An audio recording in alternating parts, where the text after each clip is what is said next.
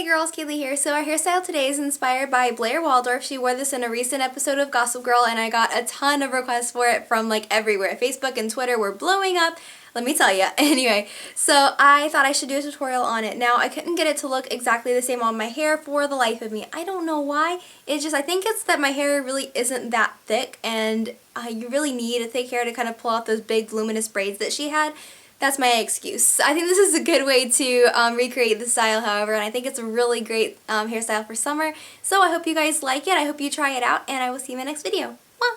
Bye! Begin by parting your hair to the side on whichever side you like, and then extend the end of that part down at a diagonal angle below the opposite ear. So I parted my hair on the right, and now I'm going down to the left ear, and then you've got a nice diagonal parting there. You're going to go ahead and secure that bottom section, or the section on the right, out of the way because we're not going to work with that first. You're going to start with the section on the left, pick up a section of hair and split it in two, and we're going to French fishtail braid. You're going to start by just fishtail braiding normally, which is when you take a small piece from one section and put it on the other, and then a small piece from the other section and switch it back and forth. Then once you've got your base established, you can go ahead and start adding in hair. Just take hair from next to it, take a small piece and flip it over to the other side, and then keep repeating that. Take a small piece from the outside, grab a small piece from the section that corresponds to that side, and then go ahead and pull it to the other section.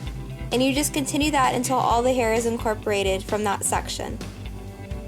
Now with this, the smaller sections you take, the better it's gonna look. You wanna get really precise and take really tiny sections, and it will look really nicely detailed.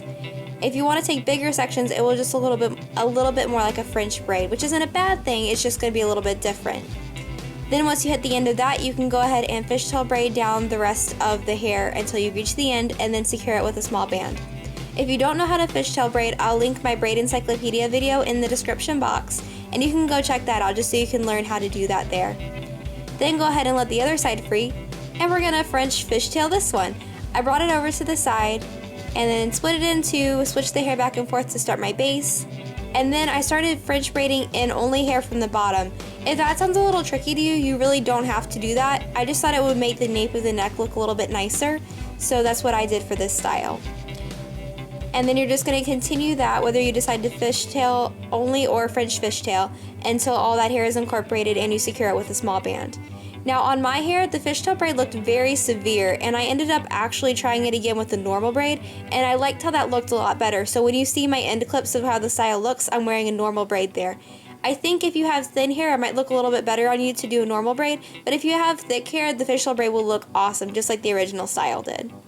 So now what you're going to do is pull that first braid down kind of to meet where that second braid starts, and pin it in place.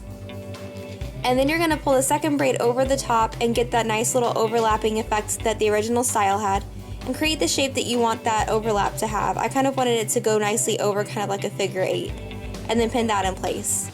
Then you're going to take that first side again, and you're going to create a little bun right next to where you pinned it. And you're going to see here I accidentally left a little bit of space. It kind of looks like a donut. You don't want to do that. Make sure it's flattened together. There's no space there. I had to fix that off camera. And then the very last thing you're going to do is wrap that second braid around, pull it kind of over the little bun that we made, like so, and then pull the tail up and underneath the rest of the braids and pin it in place. And that's it, you're done. Now here's what it looks like with the normal braid.